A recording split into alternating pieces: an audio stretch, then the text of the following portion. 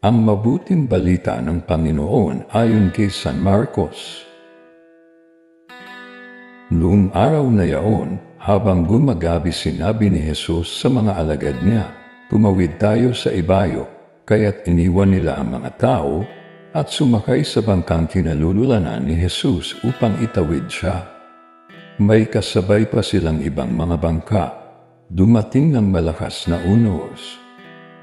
Hinampas ng malalaking alon ng bangka, anupat halos mapuno ito ng tubig.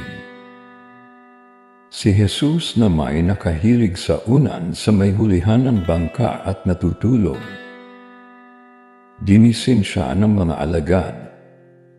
"Guro," anila, "di ba ninyo alintana?" Nunubog na tayo, bumangon si Jesus at iniutos sa hangin, "Tigil," at sinabi sa dagat, "Tumahimik ka." Tumigil na ang hangin at tumahimik ang dagat. Pagkatapos, sinabi niya sa mga alagad, "Bakit kayo natatakot?